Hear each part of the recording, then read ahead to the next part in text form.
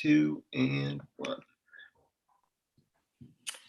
Hello, good evening, everyone. Thank you for joining tonight's 192 Books event. In 1571, Michel de Montaigne made the decision to retire from public life and civil service. He had been a prominent member of the parliament of the city of Bordeaux. His country was racked with civil and religious conflict, widespread corruption and fanaticism, and repeated outbreaks of the plague. And Montaigne's best friend, the most important relationship of his life, had died some 8 years before, and Montaigne was grief-stricken. Isolated in his countryside castle, he retreated to his library, a round room lined with 1,000 books and decorated with Greek and Latin inscriptions. There, surrounded by his cherished classical authors, he began the entirely unprecedented, entirely modern project of self-exploration and self-discovery, which became his collected essays. Although we may not all live in the same plush circumstances as Montaigne on his country estate, I submit that we too, in the confinement and grief of the last year, one might even say the last 4.5 years, have embarked on some form of self-inquiry or rewriting, and have looked to various kinds of wisdom to help us make sense of ourselves and the world around us. And although very few of us live and breathe the classics of Greek and Roman antiquity the way Montaigne did, since after all, he spoke Latin until the age of 6 and only learned French later, we have Ancient Wisdom for Modern Readers, a series from Princeton University Press to guide us, indeed take us by the hand in our own attempts to perfect the art of living. The series now numbers 15 books with authors ranging from the illustrious, such as Cicero, Seneca, Plutarch and Horace, to the fairly obscure, like that Renaissance Bavarian Vincent Opsopeus, a tipsy, non-teetotal Teuton who can tell you a thing or two about getting plastered. Tonight, we have the pleasure of welcoming Romm Tempio, the publisher of Ancient Wisdom and the editor of The Ancient World, Philosophy and Political Theory for Princeton University. Romm is the indefatigable force responsible for sniffing out fascinating projects by leading figures in their fields that can be of interest to a broad audience, one that is eager to have the work of the best scholars presented to them in accessible but authoritative form. Romm will be moderating a conversation between 4 authors and fantastic scholars whose work is at once firmly rooted in their respective fields and brimming with contemporary relevance. They are Mike Fontaine, professor of classics at Cornell University, the author of several books on antique comedy and humor, who is currently completing a trilogy of mental health books on classical ideas of fortitude, resilience, and adaptability. And Mike is the author of How to Drink, a classical guide to the art of imbibing, and How to Tell a Joke, an ancient guide to the art of humor, which is based on Cicero and Quintilian. Johanna Hanink, associate professor of classics at Brown University, whose work centers on Greek drama, but also classical reception studies. Her 2017 book, The Classical Debt, examines the symbolic debt of Western civilization to Greece in light of the recent financial crisis in that country. She is the author of How to Think About War, an ancient guide to foreign policy. Josiah Osgood, professor of classics at Georgetown University, whose teaching and research cover many areas of Roman history and Latin literature with a special focus on the fall of the Roman Republic. His most recent book is Rome and the Making of a World State, 150 BCE to 20 CE. And he is the author of How to Be a Bad Emperor, something we know a lot about, An Ancient Guide to Truly Terrible Leaders by Suetonius.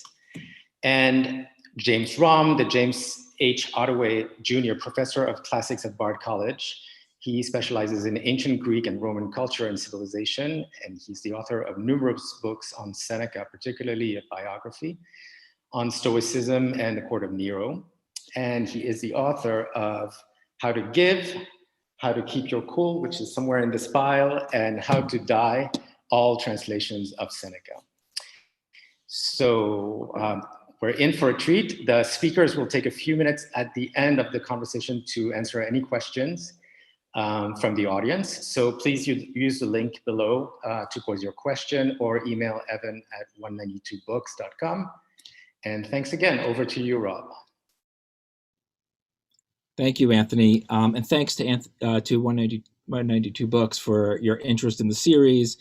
And I just greatly appreciate it. These books are very much bookstore books. They are books that get displayed in bookstores and that get purchased by people who are browsing bookstores, something which took a blow this past year because of COVID and because of bookstore closures and the inability to browse over the past year. And I applaud bookstores around the country and around the world, but including 192nd Books for shifting to events like this online to continue to promote books and to give readers the opportunity to browse online and to purchase these books. I'm gratified when I walk into bookstores like yours and see these books displayed, because I very much want them to be the kinds of books that people hadn't thought about and then see, and then suddenly they find themselves deep into Cicero or Seneca or Plutarch or Thucydides and even Vincent Apsupeus. With a nod to another ancient figure, Socrates, I like to think of my role here as a midwife, as Socrates talked about, and just be a kind of facilitator for the conversation today. And I am not a classicist. My interlocutors are. With another nod to Socrates, my job as an editor isn't to be an expert, it's to be an expert about experts. And we've got a great team of 4 experts here today to tell us about their contributions to this series. And I appreciate all of their willingness to lower themselves to enter my series for ancient wisdom and bring these writers to the public. We decided yesterday we will go in alphabetical order, the fairest way possible. So I thought we would start with with that we would start with Michael Fontaine, who's contributed 2 volumes, as Anthony said, to the series so far, and several more to come in the works. He's been a great help with the series and a source of advice. And what better way to start to break the ice than with humor? So I thought we'd start with, we probably won't have time to discuss all the books that have contributed here. These are the books that all these people have contributed to the series. There's a nice stack there. They make a nice colorful stack. But let's start with How to Tell a Joke. So Mike, I just thought you could start by telling us a bit about Cicero, for those who don't know, and how is it that he came to write about humor and what he has to tell us about it.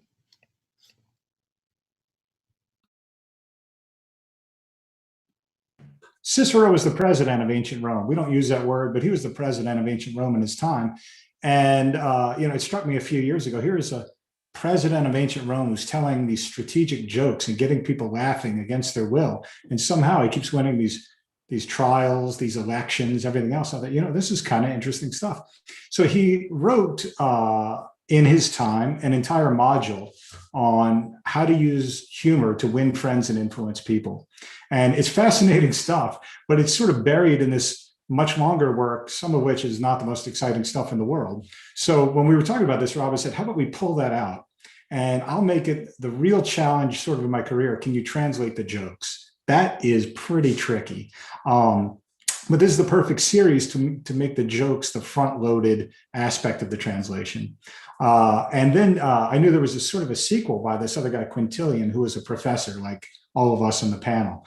Cicero was somebody who put the jokes into real-world use. But Quintilian, about 150 years later, was this guy who sort of distilled best practices. He looked around at all the other people and said, what's going to make the most effective way to repackage all these ideas? So he'd read Cicero, but some other people too. And we put them together for this thing. And I just think it's amazing. I mean, humor is universal. There are people who study this and make a whole career. Humor crosses all cultural boundaries. It crosses time. Some of the jokes are still funny. Some are not that funny, but they probably weren't that funny to begin with. So I expect I'll take some knocks over some of that, but people can take it up with Cicero if they like. The subtitle of the book is a guide to the art of humor. And the art suggests that it's maybe perhaps something that one can't learn. It's an art. Can you teach an art? So where did Cicero stand on the question of whether humor is a teachable skill? It's what he says in the very beginning, right? And it's the same thing. I asked a whole bunch of stand-up comedians in the process of writing this book. I got in touch with all these incredible people, humorists, comedians, everything. And they all say, you're either funny or you're not funny. It's just the way you are. And so the Latin word for that is natura, right? Your nature, your birth condition, your genetics, as we put it today, even though I don't know any more about genetics than the Romans did. But this idea that you have this baseline bent to be funny, but if you have that, you can hone the skill and become funnier and more effective. And so what they do, there's a figure in here, this guy Crassus, who is not the famous Crassus of ancient Rome, but some other guy. And he says, the point of all these rules is not that they're going to help you write good jokes. They sort of will do that. But the point is to have sort of standards over what's effective and what's not effective. So if you walk into a crowded room and you tell a certain kind of joke and then everybody gets angry, well, he said, we could have stopped that from happening. You don't want a phone call from HR in the morning, with a pink slip. Yeah. He said, we could work on this. What what was the kind of joke they were analyzing, the kind of humor they were analyzing? What was the function of it? You said at the beginning, how to win friends and influence people, but they weren't. And as you point out, Cicero was, referred to as the stand-up consul, but he wasn't exactly a stand-up comedian necessarily. What was the point of the jokes? Yeah, the point is influence. The same reason people tell jokes on Twitter, jokes on Instagram. They want followers. They want to win. They want to be admired, look like a genius, respected, win arguments that you probably shouldn't win. And they teach you how to do that in the book. So Cicero was famous at. He said, if you're going to lose the court case, you might as well go for a joke. And there's about 5 or 6 case studies where this actually works. But Rome did have this separate tradition. It's actually quite a rich tradition of humor for ha-ha jokes, right? Most of it is embedded in Roman comedy, which is something I've studied for the earlier part of my career. But the Quintilian and Cicero are both obsessed with this idea. If you are a leader or a public speaker of any kind, how can you tell a joke that's going to make you look like a witty person rather than a buffoon? And there's a great scene I quoted in the introduction from Goodfellas. People have probably seen this scene, Funny How. You can buy t-shirts, Funny How. And that's what the whole book is about. How can you be funny in the right way? And I guess Cicero was sometimes funny not in the right way, because arguably it may have led to his eventual demise. Yeah, so Cicero was a martyr, which is not the same thing as a saint. But, toward the end of his life, he saw the rise of Julius Caesar. He saw the Republic starting to collapse, and he comes back from exile, and he decides he can't decide who's more of a threat to the historical order. So he says, I'm going to roast this guy in this merciless series of speeches, Mark Antony. And he just takes him to task over and over and over. Some of these were given live, some of them he published, but eventually he was put on a kill list. And he was hunted down and killed in 43 by Mark Antony, who was responsible for this. So it's sort of ironic in the sense that 15 years before, about 12 years before, he has a character say, you need to know when to bite your tongue. So Cicero knew not to do that, but he did it anyway. Do you think you can give us a few examples of the kinds of jokes or humor that, Yeah, well, lucky for you, Rob, I have the book right here. But so one of the most surprising things is what comes across very clearly here is that in Cicero's time, this is a good old boys network. So it's totally fair game to make fun of someone's personal appearance. It's totally fair game to make fun of someone's disability. Things that nobody would tell these kind of jokes today, but they say, well, you don't always necessarily want to do that, but you could. But the basic idea is to try and just get a chuckle from the audience. Here's an example. They tell a lot of jokes from trials, legal trials. Here's one I just pulled out at random. There's some guy named Pinarius is on the witness stand, keeps shifting his jaw as he speaks. So I told him, please go on as soon as you're done cracking that walnut. The idea is to get the jury laughing at this. Again, the idea is a chuckle, not a belly laugh necessarily, but there must be 100 different examples in here. Yeah. And you make the point though that in the law cases in particular, right, that there's something about the humor that is particularly effective in terms of cutting through cutting through the seriousness, but also taking down the opponent in a. I mean, it's not purely cynical. No, but what they get at is sort of the classic theory of humor. One of the classic theories is that all humor is superiority theory, they call it, right? This will be familiar from Freud and other people, but and Aristotle, humor is hostile in nature because it picks at somebody's flaws. But the genius is that humor kind of humanizes all of us. So if you're trying very hard to maintain dignity and somebody tells a joke and everybody starts laughing, whoever tells the joke, if it goes off right, looks like a genius. Mm-hmm. And the seriousness can start to get destroyed. And so this can be a really powerful weapon you can use in trials, but also in social life. He quotes the example of the poet Ennius. Ennius goes to this guy's house one time and he asks at the front gate, he says, is Scipio inside? And Scipio had given orders to the maid at the front to say that nobody was home. So she said he's not home. So a couple of days later, Scipio goes to Ennius's house and he says, is Ennius there? And Ennius shouts out from the window, I'm not home. Scipio says, what? I don't understand. I can hear your voice. And he says, wait, I went to your house and I believed your maid. You're not going to believe me when I tell you I'm not home? And it's a very subtle way, actually, to sort. It's social dynamics. You can manipulate these things. What about the challenge of translating jokes from the Latin, with particularly ones that turn on, phrases in Latin or words that don't necessarily translate into our own into English. Yeah, translating jokes is really hard. And what I did for this one was kind of interesting. I joined a little translation group here at Cornell. And so I was paired up with a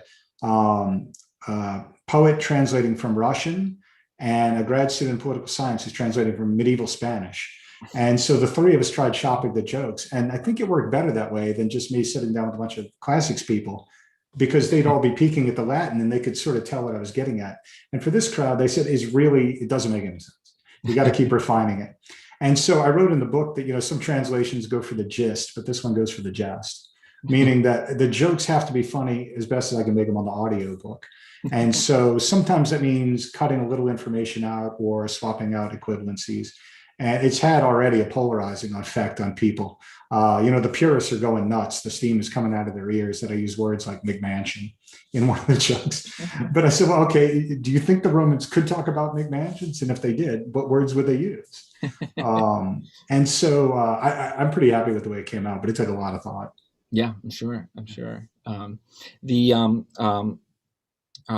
So you also did another volume for the series, and I do want to talk about that briefly. So this is How to Drink. So this one, I was so pleased to be able to get this included in the series, Rob, when we were talking about this. So by the grace of God, I teach at Cornell, which is in the center of a wine region.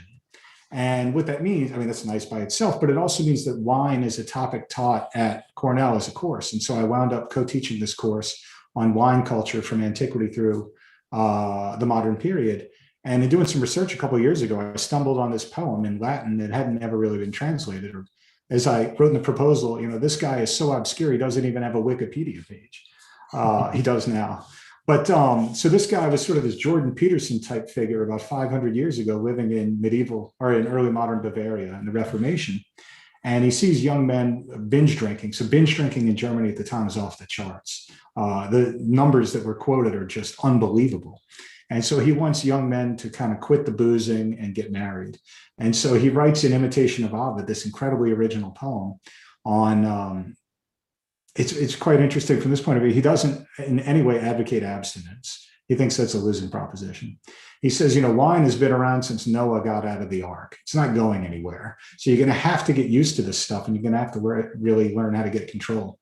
And so he starts off with a couple lines from Ovid, but it's a whole new poem. And he aims, as I've told people, at sort of a lucid drunkenness, how to get drunk, but not too drunk. So the first book is how to handle yourself like at social gatherings. The second is how to avoid drunkenness. And he refers to all kinds of artwork in there. And the third, I say, the mask slips, and he teaches you how to win drinking games. So there's something for everybody in this one. And he has a series of toasts too that you can, He does for different occasions. And Exactly. He invokes the Iliad. He says, my fine friend, in the Iliad, the warlords don't get hammered drunk. So why don't we do as the warlords of the Iliad do and appeal to the great Agamemnon and take toasts that way? Here on the, I don't know, viewers could be from any time zone, I suppose, but we're in happy hour right now. And so toasts and how to drink might be in order. Cheers. Thank you for that. Cicero says, or you say that, rather you say that Cicero and Quintilian are not interested in jokes as entertainment, but as weapons of war. So with that in mind, I would like to segue to actual war.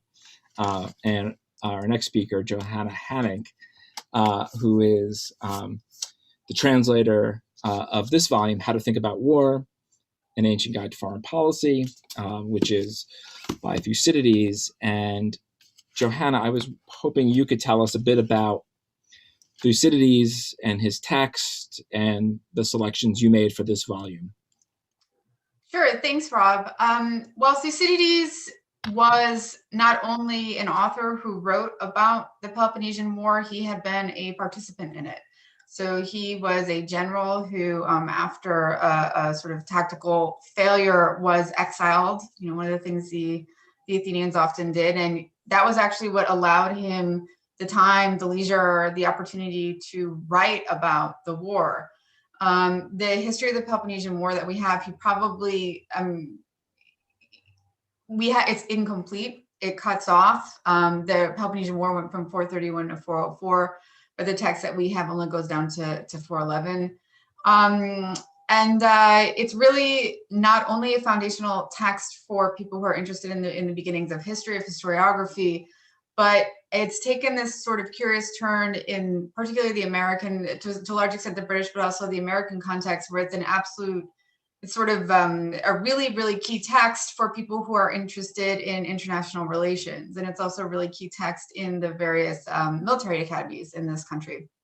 And so the selection that I worked up here, and Rob, you and I talked about what to include, really represents the greatest hits of the history of the Peloponnesian War. And those are very much the speeches that Thucydides records. A lot of the most famous parts of the historical works, so from Pericles' funeral oration to the Melian dialogue, the Mytilenean debate, they're actually recorded in direct speech. So Thucydides himself, with his authorial persona, he stands back and he lets his characters, these historical figures, or sometimes just the Athenians in the aggregate, do the talking.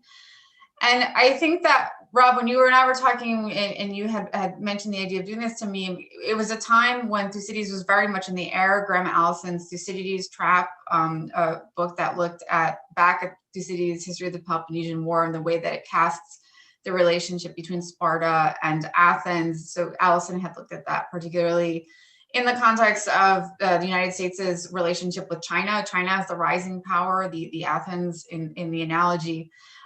There was just a lot of sort of Thucydides in the blogosphere, in the internet, kind of in the White House in a weird sort of way. Graham Allison went to the White House for a security briefing about Thucydides.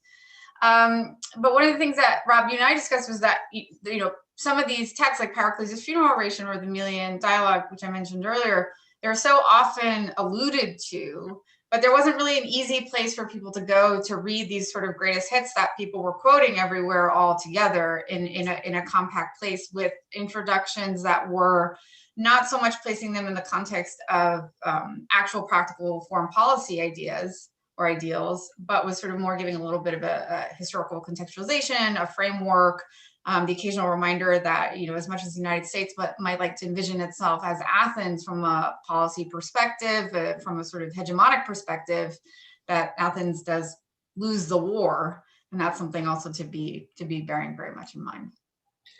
Yeah, and as I recall, when we talked about this too, right, your point was that these invocations of Thucydides are sometimes missing the point, or perhaps not so much missing the point, but maybe drawing the lesson, not exactly the lessons Thucydides had intended. And can you speak a little bit about that?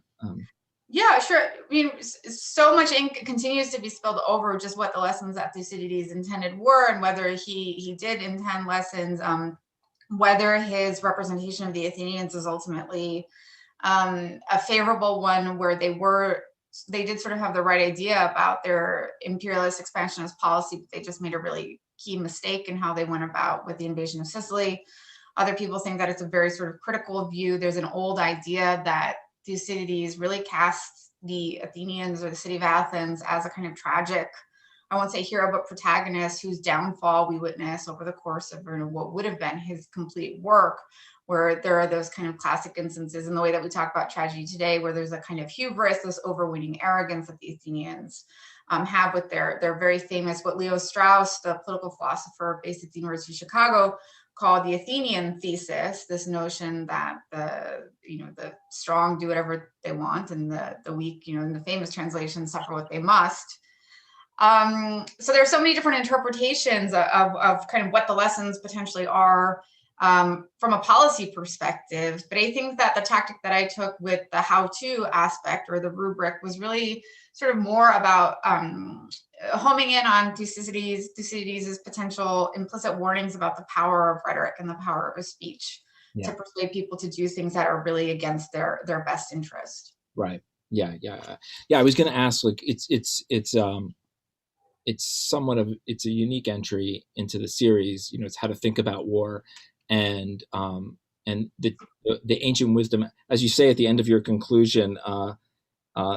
The reader who turns to these speeches in search of practical ancient wisdom is strongly encouraged to do so with the ultimate fate of Thucydides' Athens in mind.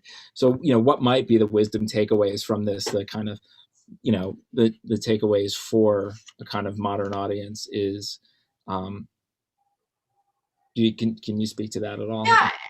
I think that you and I had even sort of played with the idea, sort of how radical could we get? Could we say how not to think about war, how not to think about foreign policy? But that was just sort of too much off the end, I guess. But as I was thinking about this today in preparation for this event, I really think that over the last 4.5 years, and Antony began with a gesture to this sort of periodization, that we got so used to mocking speech that seemed inelegant and unsophisticated, to say the least, and sort of, we spent so much time parsing the power and the danger of that kind of oversimplistic speech. But I think that Thucydides, as hopefully we move into a new kind of era, I think that Thucydides' text does provide this salutary warning that eloquence itself is something that it has its perils, where we see people in Thucydides' histories make from, today, what I think most people would agree are really pernicious, sort of dangerous, even immoral arguments. Like I think of the figure of Cleon in the Mytilenean debate, who is advocating for the complete destruction of the city of Mytilene.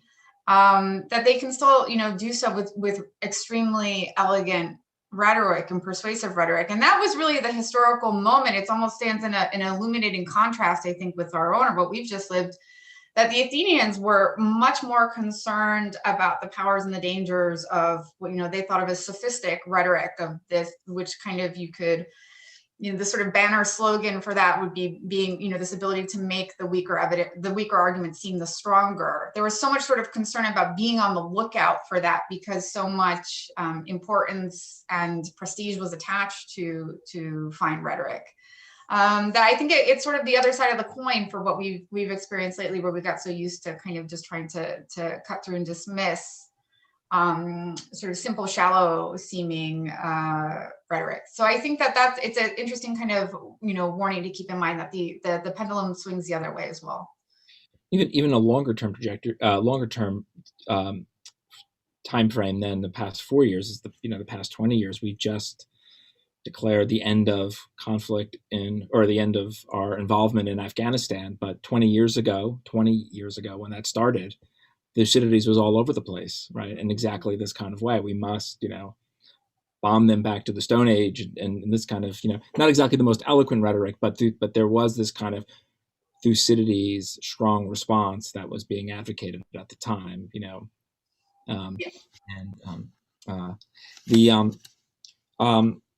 were there any particular challenges in sort of presenting this or translating this for a broader audience, and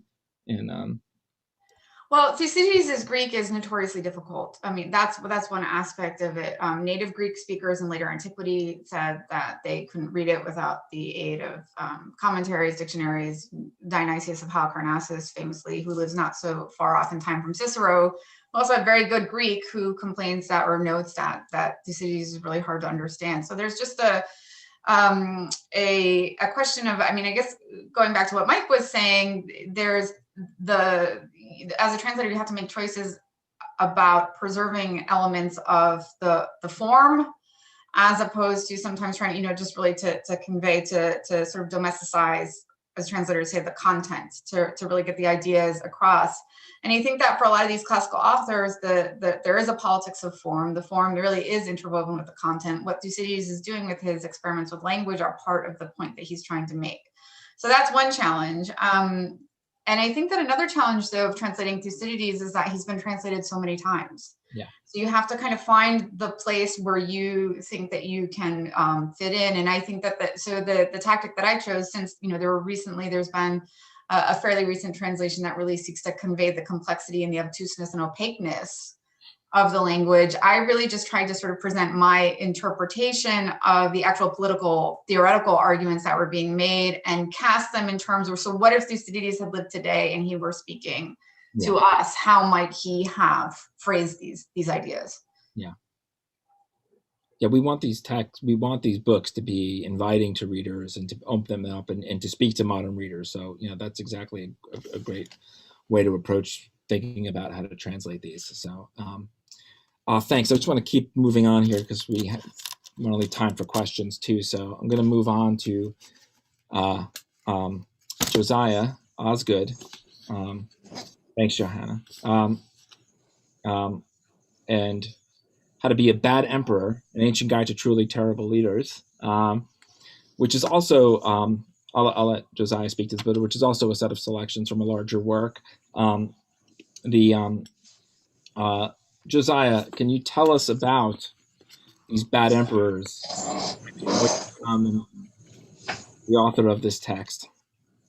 Yeah, good evening, everybody. It's great to be here. So Suetonius actually knew something about Roman emperors because he worked for a couple of them, and he actually held a pretty important job as correspondence for the emperor Hadrian, but was dismissed from the imperial court in sort of murky circumstances. But fortunately for us, he left behind really one of the masterpieces of biographical writing from all times. It's called The Lives of the Caesars, and it's a group biography. So he goes from Julius Caesar all the way up through the Emperor Domitian.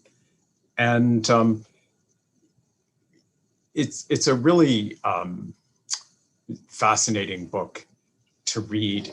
He's trying to convey to you, the reader, sort of what people who wield power, people who gain power, what people who wield power might really be like.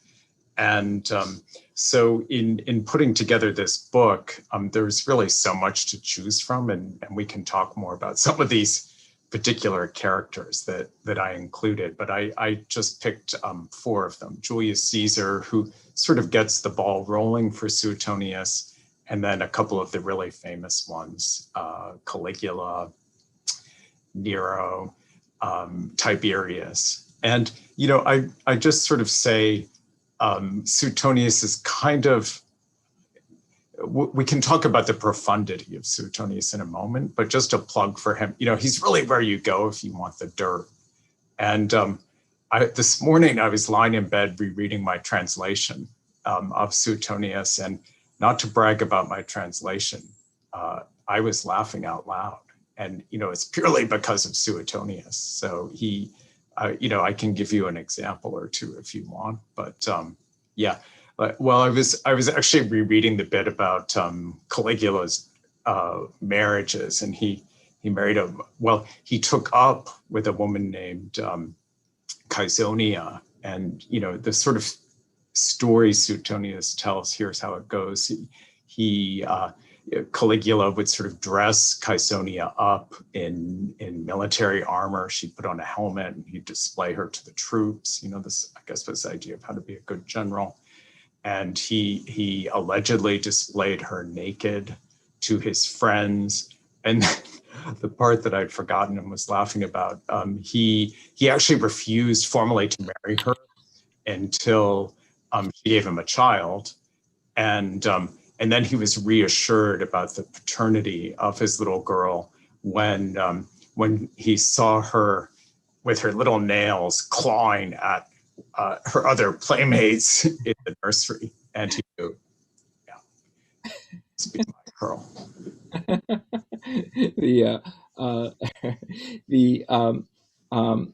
I want to talk about the profundity of Suetonius, but let me frame that in the sense that it's an interesting volume in the series, and there is obvious appeal, again, given the time frame of the last 4 years, to produce the last 4 years we just lived through to frame the volume in this way. But it's an interesting volume, and you speak to this in the introduction, that it's framed negatively, right? We don't actually want people to be bad emperors, right? And the subtitle belies that, it's a guide to truly terrible leaders, as a way of cautioning us against the vices of terrible leaders. But maybe in the context of that negative framing, you could speak to the profundity of Suetonius.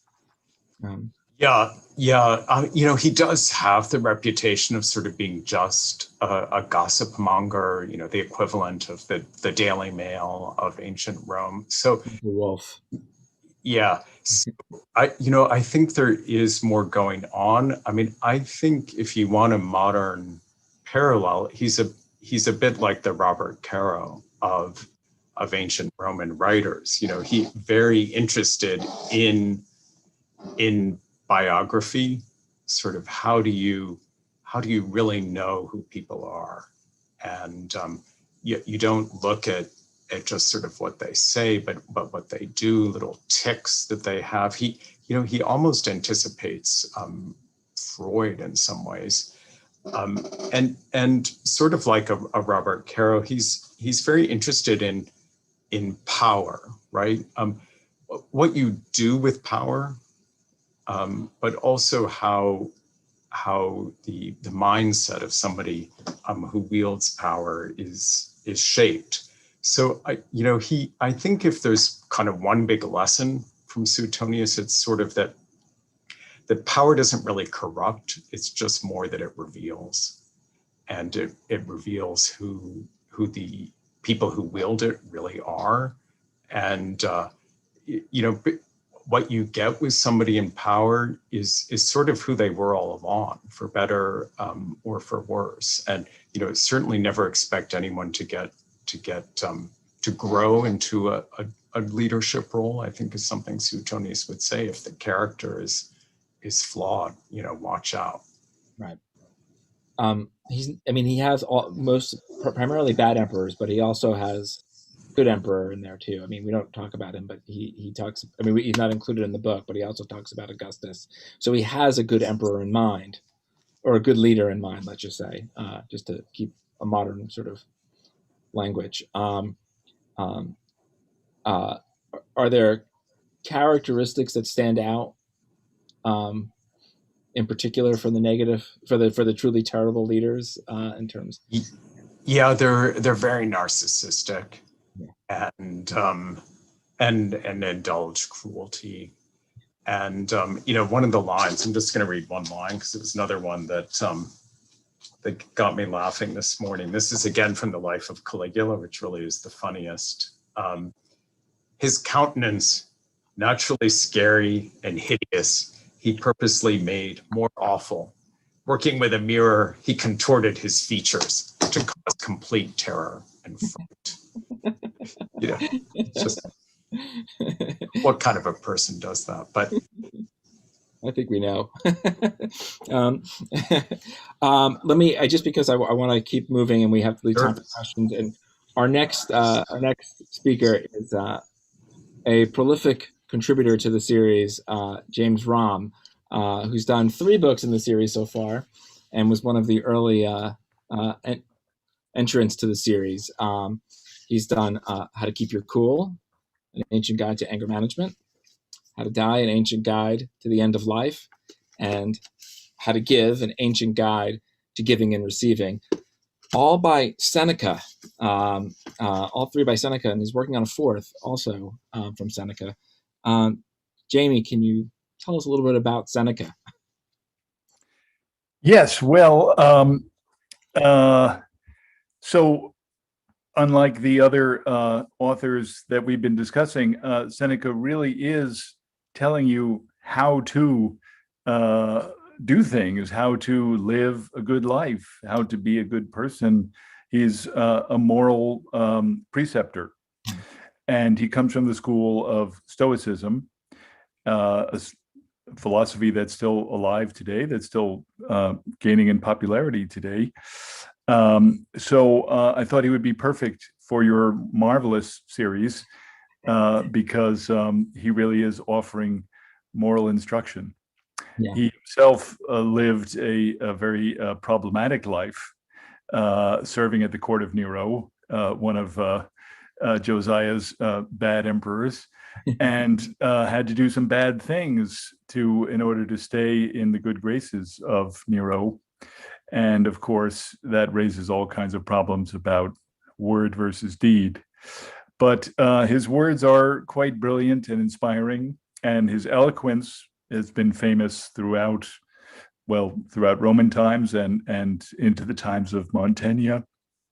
Montaigne was a huge fan of Seneca, by the way, so it was appropriate to have Montaigne at the start of this event.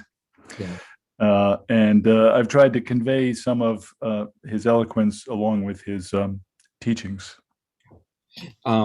This How to Keep Your Cool was published in An Ancient Guide to Anger Management was published in 2017, and 2019 rather, and it's one of the best-selling books in the series, unsurprisingly, perhaps. Can you maybe speak to his views on anger and his how to deal with it, and what advice he might have for us? Well, some of his advice is very commonsensical. Don't react right away when you're provoked. Don't count to 10, essentially. But he also goes to a higher plane when he talks about pulling back from your perspective, trying to get a cosmic view, trying to look at the petty irritations of your daily life and see them as totally meaningless in a larger context. So I use the example, a modern example, if we were being swallowed by a black hole, then would the fact that someone cut in line in front of you really matter? That's a reductio ad absurdum, but that's the sort of cosmic perspective that Seneca tried to instill. You also mentioned that he talks about not overloading our schedules, not being busy as a source of anger, almost. Yes, or being hungry, or hanging around with angry people. I mean, some of his advice is very commonsensical, but he puts it in a moral context of, in a Stoic context, that the rational mind is what gives us our connection to the gods. Our reason comes from the gods. And so the more we can connect to that, the more we're connected to them, to the divine, and the more we can live in a divine way. So anger is the most dangerous thing to the rational mind. It's like a fire. Once it gets started, it's very hard to put out. And so it's essential for a person who wants to live a philosophic life, which is the only source of happiness for Seneca, to prevent anger from getting a hold of you. And it's something you have to practice, right? Constantly. And you have to practice, yes. He uses a great example, wonderful example of sponge divers who learn to hold their breath for increasing amounts of time. So it can be done. You can build up your anger suppression muscles just the same way you can increase the amount of time you can stay underwater. That's terrific. The first volume you did in the series was How to Die. I know you took note of the series and you approached me about this idea for a book, and we framed it as How to Die, and that's also been a very successful one in the series, obviously. And to bring it full circle to Montaigne, right? Montaigne said, right, to philosophize is to learn how to die, Seneca said a whole lifetime is needed to learn how to live, and perhaps you'll find this more surprising: a whole lifetime is needed to learn how to die. Can you talk about that a little bit in relation, learning how to live, learning how to die, in relation to one another? Well, of course, it's a huge topic. I'll be very brief because I know we're going to run out of time for questions. Yeah. But yes, dying is the most important rite of passage in one's life. Mm-hmm. We tend to treat it as something to be shunted aside, to confined to a hospice, kept out of sight. And most people don't want to contemplate how they're going to die. They want to, hold it at arm's length. But in fact, it's the most important rite of passage, and the way in which one meets one's death is a part of how one lives one's life. And to not be afraid of death, right, is essential to a philosophic life. One can't get anywhere in philosophy until one overcomes the fear of death.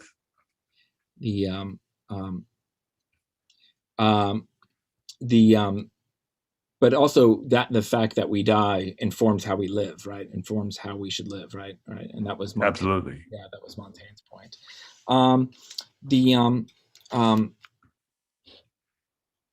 I have we talked yesterday briefly about this, and I had a question for each of you, maybe that you can each speak to in turn.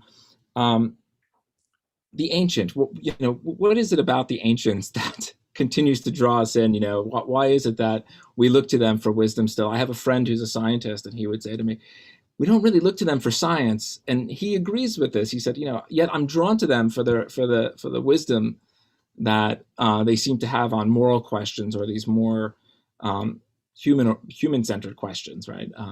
Do you think you can speak to that briefly before we turn to questions? Yeah. Anyone want to jump in?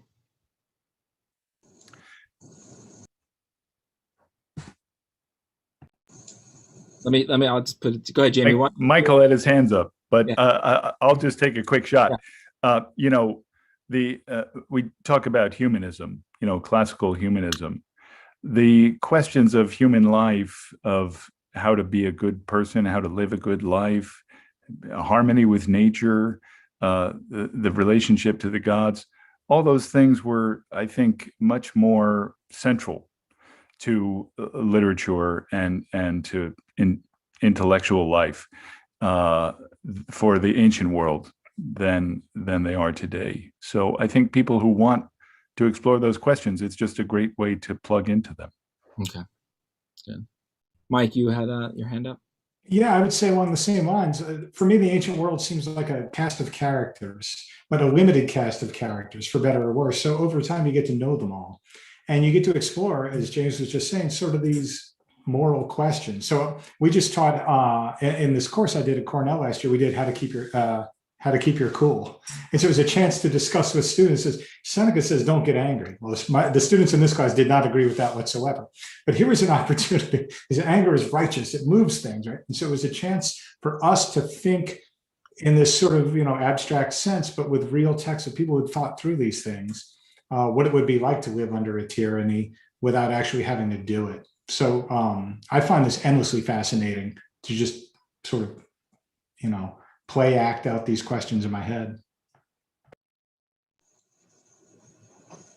Josiah or Johanna, do you? Yeah, so I want to make a different point, Rob, which is I think these ancient authors, or Latin and Greek authors, they're incredibly stylish and profoundly beautiful. And of course, it's interesting what Johanna was saying, that there can be a danger sometimes to the seductiveness of the rhetoric conveyed. But I think one of the fun things about being a translator for this series is sort of trying to figure out how to convey the the metaphors that, for instance, of Seneca that James was talking about, that really light up ideas for us through the beauty of the language, the vividness of the imagery, the structure of the sentence or the thought. Thanks, that's excellent. Johanna? Well, I think that, it's interesting that there is such a persistent interest in getting back to the earliest authors, because I don't know what a series like this would look for say medieval authors, but people kind of always want to go to the beginning. And I think that a question that was posed even in antiquity, which you see a lot in the early epics and the early hymnic poetry, is how do we sort of, square this circle? There are the gods who live forever, and they, what they do affects mortals who, are just, as they're called, creatures of a day, as Pindar famously calls mortals.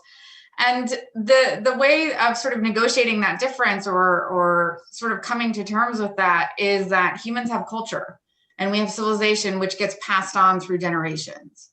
And so what I'm getting at is I think that the ancient authors as the sort of earliest beginnings in ancient authors, in from whatever place, whatever time, be they in the New World, the Old World, China, Greece, whatever, there's this sense, I think, that humanity has some element of survival in it when we sort of reach back in time and we enter into this conversation with those of us who came, the earliest ones to leave some sorts of records. And I think it's a way that we, thinking back to what Jamie was saying, in some ways kind of come to terms a little bit with our own individual deaths, is that there's this conversation that transcends us and that transcends each individual life that we can still engage in, still dip back into and carry forward. That's excellent. Thank you all. For they say the past is a foreign country, but the ancient past is, should be even more foreign and feels foreign in some ways. But what's so amazing, I can remember the first time I read Plato's Republic as a philosophy student and said, come on, you're putting me on. This was written by somebody recently, right? Like some of the examples here are just, and the resonance with contemporary issues just seems so pertinent. So thank you all. We have some questions here in the chat. I appreciate Frankie asks, the first question is about the series, and I appreciate that. So Frankie asks for me to talk about the conception of the series and how it got started and how it has changed since it started. I appreciate that. Let me see if I could be brief. The first volume in the series, to put in a plug for it, was How to Win an Election by Quintus Cicero, who is not Marcus Tullius Cicero, but is his brother, who wrote a letter to his brother, which we think is authentic, advising him on how to win his election to consul of Rome in 64 BC. And this was the first volume in the series, and it's just a fun letter. Again, speaking of these contemporary resonance, it's just said things like give people hope, promise them lots of things, whether you can make good on it or not. And we did this one first, and it did really well. It was published during the 2012 election. Lots of interest in it. It just felt like this undiscovered text. And so I said to the editor, can we do another? And we did How to Run a Country, which was selections from Cicero. And then it just got going, and it just became this fun and entree into these ancient texts. And as I mentioned, Jamie then had an idea for one. Jamie Romm had an idea for one. We've done How to Win an Argument. We've done How to Be a Friend, How to Be a Leader, How to Think About God. And it just started to roll. We gave it the frame of ancient wisdom for modern readers. And I think it just spoke to a kind of general interest in, or it tapped into a kind of general interest in finding sources of wisdom other than the usual sources, whether psychology or religion or even just more, contemporary philosophy. So it's changed a bit, only in that we've gotten more voracious. We've opened it up. We've got How to Be a Bad Emperor. We have poetry in there now. We have a one on humor, How to Drink, which includes a classically influenced author from the 16th century. So it's grown a bit and it's growing. We even have an author, from the 5th century AD. So shading into late antiquity or the Middle Ages. So what thrills me about the series too is the fact that whenever I talk to classicists about it, they are eager to find ways to contribute to it, and they're pleased with the fact that so many people are open to presenting the text in these ways. So I'm just pleased by that. So there's more to come for the series. Another question about the series for the panel too. Is there a classic figure or text that the series hasn't yet covered that you're particularly excited about? Sort of dream book in the series.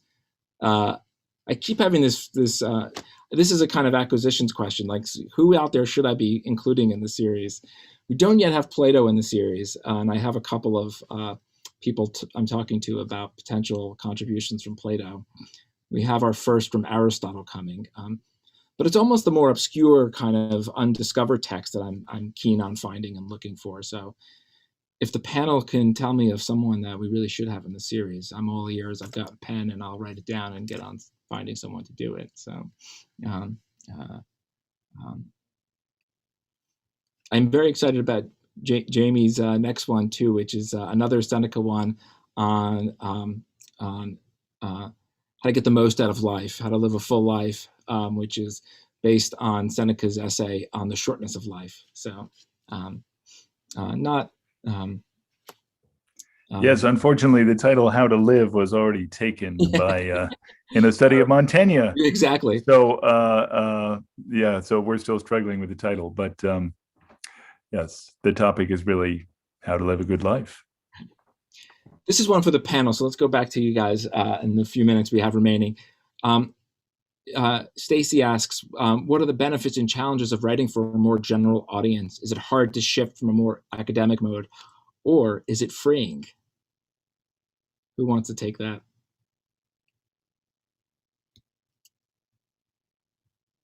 Well, I haven't written in an academic mode for the last 20 years, but yes, so for me, it is very liberating. And again, Rob, we just can't say enough about how marvelous it is that you put this series together. And if I could just say one quick word, one of the most marvelous things about it is the design. Yeah. The beautiful colors of the covers and the size and packaging, they're just a joy to hold. So I thought that should be said. And thank you for saying it, because I do want to say this was a collective effort. It all just came together. We had the idea, the designer for the original one just nailed it right out, and it became the kind of formula that we built on, and it just had series on it from the first volume in the series. So Carl Spurzum, if you're out there listening, you get a lot of credit. Just to answer the question, Rob, I would say it is quite freeing. You sort of almost can rediscover an ancient text when you think about, we do this in teaching, but translating and how to present a translation to a wider audience, you sort of worry less about some of the sort of details that you would go into about, what is the chronology of this, or, you're thinking about what message is the author really trying to convey. Mm-hmm. And I think it's sometimes easy to lose sight of that as a scholar, actually, paradoxically. Great.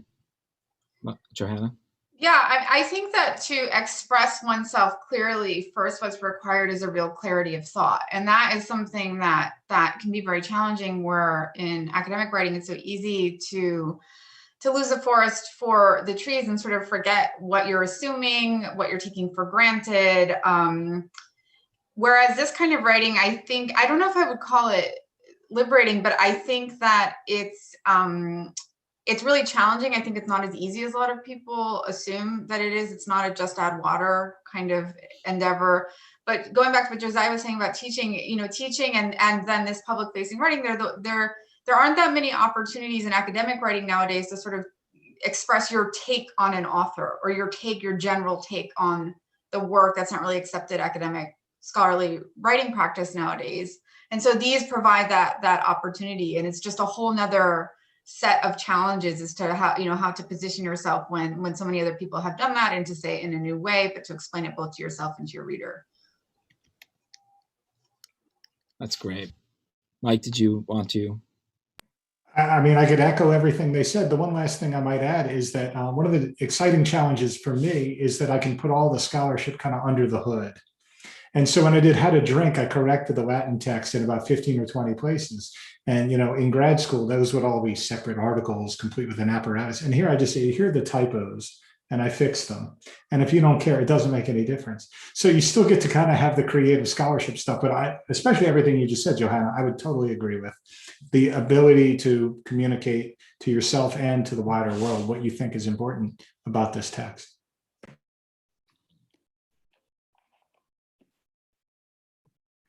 That's great. Thank you, Mike. I hope it's freeing for you all, because you do such a great job in introducing these books. And I reread the introductions for all of them as I was preparing for this, and it's just wonderful, how you frame it for a broader audience. And I just applaud all of you and thank you all for contributing to it. We don't have time for all the questions. There was an interesting one about Stoicism, the rise of Stoicism, the popularity of Stoicism that we're seeing, but we don't have time for that. I'm sorry. But I want to thank all of you again, and thank 192 Books for this opportunity. Thank you, Rob. Thank you so much. Good night, everybody. Thank you all for this conversation. This was really, really great. And I wanted to emphasize that all the translations are new, if I'm not mistaken. And in many of them, you actually have the original in Latin or in Greek on the left, and then the translation facing it. So you can dip into the original and get completely lost and frightened, and then jump back to the safe side, which I personally enjoy doing quite a bit. So please visit us at 192 Books to browse through these books and purchase those that will help you achieve whatever it is you want to achieve. We are on 10th Avenue and 21st Street, and we're open every day. And you can also order the books via email or by using our bookshop page. Our next event will be a conversation about a new collection of essays about photography titled Seesaw by the incredible, inimitable Jeff Dyer. And he will be chatting with us and Teju Cole, who's also a specialist in the art of looking at photographs. So please join us for that. That will be on May 6th at 6 p.m. And again, thank you all for this conversation, and good night. Good night. Thank you. Thank you. Bye.